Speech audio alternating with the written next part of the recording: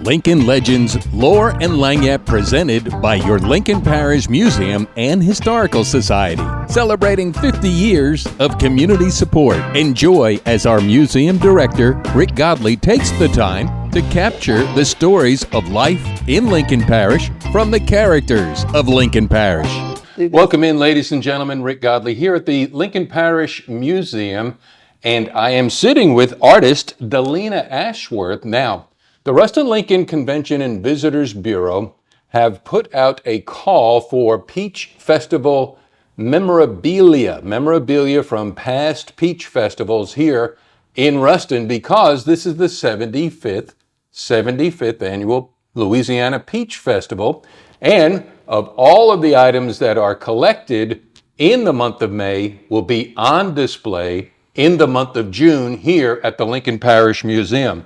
Last week, Delena found out about it, and she says, "Did you know that I actually drew two of the Peach Festival posters?" And I said, "No, Delena, I did not know that." And therefore, she's here as 1996, 1998, and they'll be on display in June. Delena, thank you so much for responding. Well, it's good to be here. And all right, so 1996, well, first tell us about yourself. Well, I'm retired now, but I was a teacher at Ruston High School for 22 years. I taught art, and then I also taught the dual credit art appreciation for all those years. But primarily, I've always been an artist. I've always created, and I've had other posters in the area that I've done too. When did you start with your art? When did you know you'd wanted to do art, and then let alone teach art? It started in the 3rd grade. Oh, wow. Yeah, that's all I've ever been. And in the 4th grade, I had a teacher that I was such a recluse. She let me stay in at recess on these beautiful slate blackboards that we used to have, and just gave me whole boards in beautiful colored chalk and just let me do what I wanted to do. Well, that obviously influenced you Yeah. to be a teacher and allow the creative aspect to flow. Talk about that as well, because you know as well as I, as we raise children, sometimes we don't realize we're putting boundaries on them when their creativity wants to go even further. For example, where we encourage folks to color outside the lines, but when we start coloring outside the lines, we get scolded. You see what I mean? But so your teacher who influenced you in 3rd and 4th grade allowed that creativity to develop. Did you bring that into your teaching career? I hope I did. I still had some structure to teach, but I would always try to give them the freedom within that structure because I wanted them to learn something new.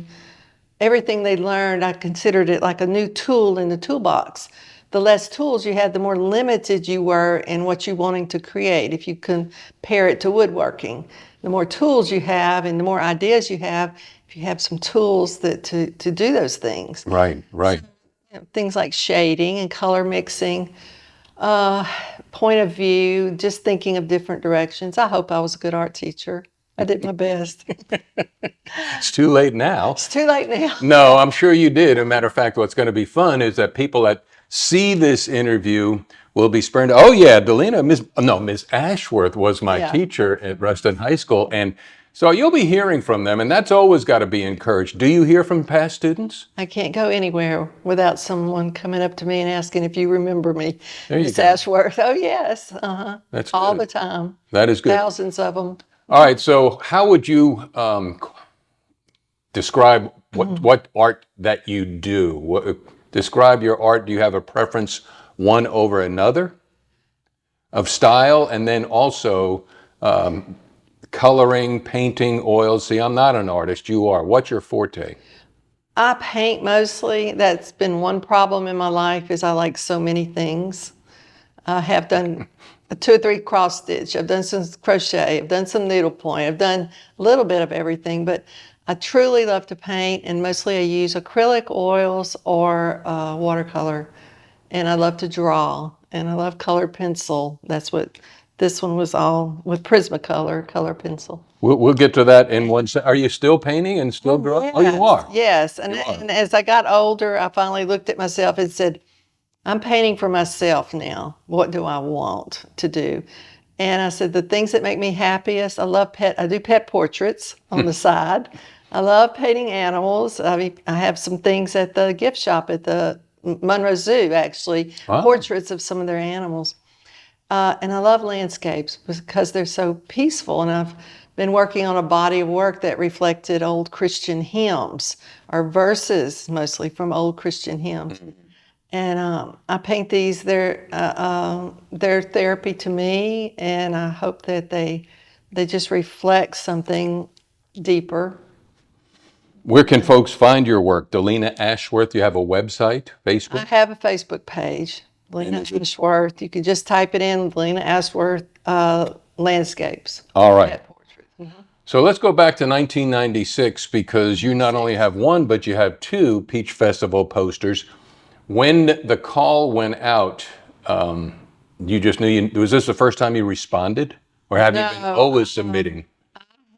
I submitted it, I believe, the year before, either the year or maybe 2 years before, and it wasn't selected. It was chosen second place, but that wasn't printed, of course. Right. And I think they even gave a second place a prize, a money prize, But the next year, I moved a little further, and I analyzed what I wanted to do, and analyzed what I had taught my students, and I thought, what is the most attractive things to people? And I thought, well, little children.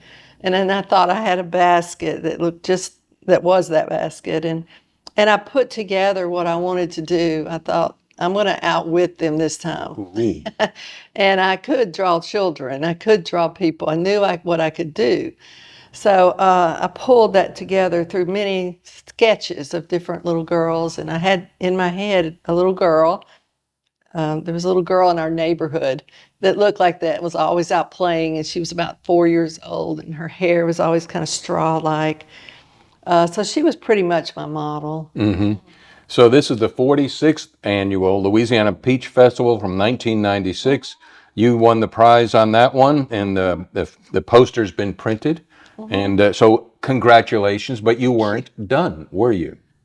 No. Did you enter the 1997 as well? No. 97, I kind of got competitive there for a few years. I won a watermelon poster contest. I think that was 97 in Farmerville. Either that or I also won the doll festival contest in DeRidder. And I can't remember which year was which, but I did 4 years in a row winning a poster. And then I got tired of it. Okay. You got tired after you won it again. After winning 4 years, different places in a row. I got you. And this 1998 Peach Festival poster was part of the four Yes. successes. Okay. Yes. Was this the last one? And you said I'm going to take a break. It was one more the following year. I can't remember which was first, Farmerville or DeRidder. Yes, and you have to think about it. There were a lot of people entered. You put a lot of time and you put your energy into it. You enter a contest and you may not win. And so you've just spent a lot of time and energy into it. How do you channel that discouragement into encouragement? Or are you discouraged? I got discouraged. Okay. Right. That's a bad assumption on my part. Well, some people do. Some people take it very personal. I never took it personal. It just was what it was. If you're not tough enough to get into the business of art, if you're not ready to be hurt and rejected, you don't need to go into art. Or radio sales, which I have been involved in. My life is constantly being rejected, but punctuated by an occasional victory. And oh, how sweet is that victory? Yeah, there's been a lot of rejections in my life in art. So it just is what it is. It is what it is. 1998 rolls around, and you came up with 3 boys with buckets of peaches, and inspiration on this one. The inspiration and the final painting was done in 4 days. Is that good? I cannot believe it. That's very good. Okay. Because I usually spend half the time figuring out what to do, and then. But this was so fast and very unusual for me. I'm a slow painter. I'm a slow artist, but very unusual. Methodical, right? Well, you can call it that. I call it slow. I decided at the last minute to try this, and I had a photograph of my son and two of his friends out playing. I took that photograph, and at the same time, I got a photograph, a magazine for the children came in, and it was three little African boys that somebody looked like they'd stopped them mid-play, and they were just standing there being obedient and nice and getting their photograph. And I thought, golly, it's all around the world. There's little boys out playing, roughhousing, and somebody stops them to take a picture. So I, of course, added to it. Forced my son to put on some overalls later on so I could get that in there. And anyway, I just added to it the buckets of peaches. Now, I'm not an artist by any stretch of the imagination, so I don't really know what I'm talking about. But this looks like a watercolor, French impression. Am I stretching it too much? No, just watercolor. Just watercolor? But there is some Prismacolor in there too. Okay. Yeah, to get some sharper details. The original would have been larger, and the original didn't have, they added the frame, and do some graphic design on it, but I did the artwork itself. So what is this, the original print, or is typically, if I remember this right, you would sign the first one and that would get auctioned off. Is that correct? You remember that? No, the original is auctioned. The original, the one that you did. The one I did, the actual artwork, is auctioned. Somebody, and I didn't keep record of who purchased them or Right. how much. Well, that's the beauty of doing this. Others will watch this and say, oh, I know who did that. Yeah. So that's where you create engagement in the social media world and people just connecting again and somebody has this in their business or their home, the original, both of those. Yeah, all of them actually. So this is a print, and obviously you signed it. What number is this one? I don't know if that's numbered or not. No, it's not. No, it's not. It's just the year. The numbered ones sold for more. So I signed and numbered a group of them, sold for more, and then the rest were not hand signed. I got it. It's beautiful. Yeah. So since 1998, have you ever entered another peach festival? Not peach. For a few years after this, for I don't know how many years, it was turned over to a class at Louisiana Tech, and it wasn't open for the general public. And I don't know when it became open again. It was probably I just didn't catch on and realize it was open. Right.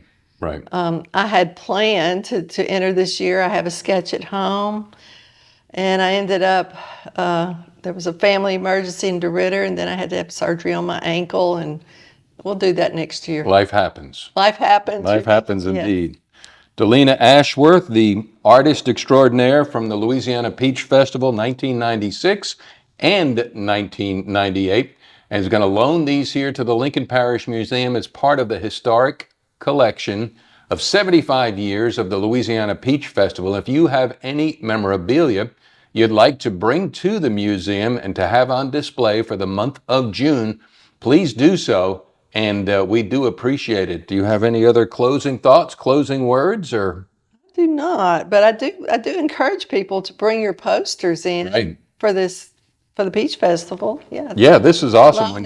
When you made the call, I did 96 and 98. Are you interested? I said, yes, I am very interested.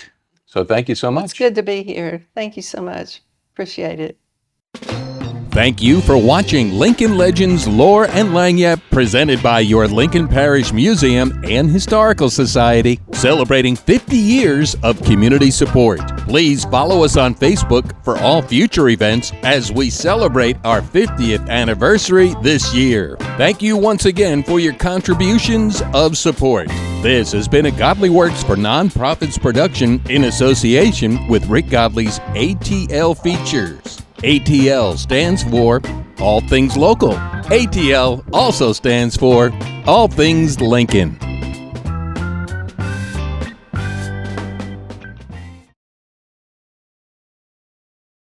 Ladies and gentlemen, thank you for coming.